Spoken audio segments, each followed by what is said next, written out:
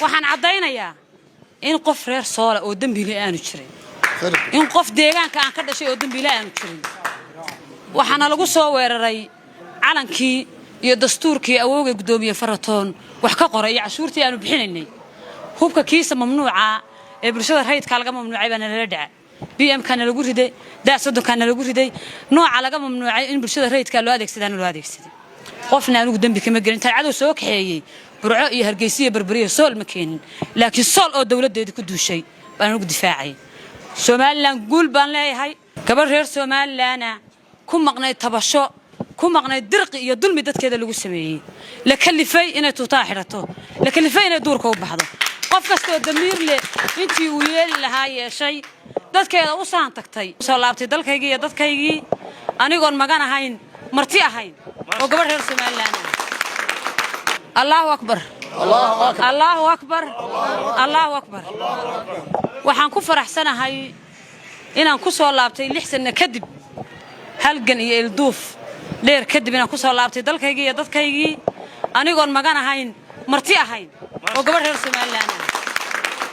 waxaan salaamayaa marka ugu horeysa gudoomiyaha baarlamaanka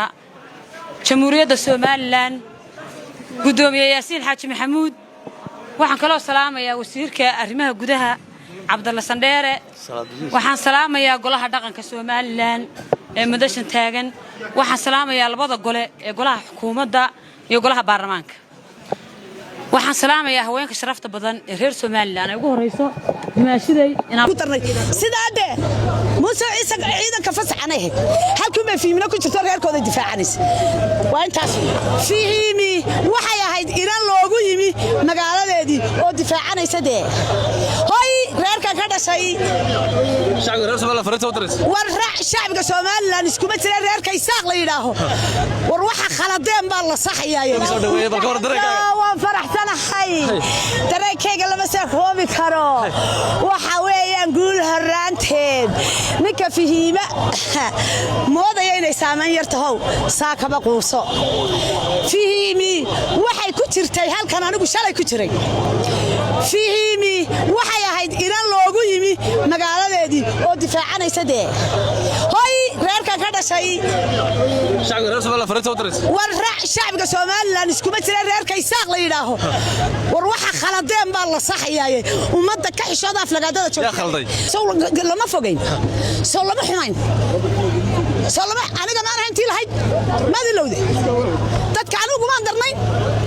ana haytii dadka ugu darnay sidaade Muuse Ciise ciidanka fasaxanay halkii ma fiimina ku jirto reerkooda difaacanaysa waa intaas un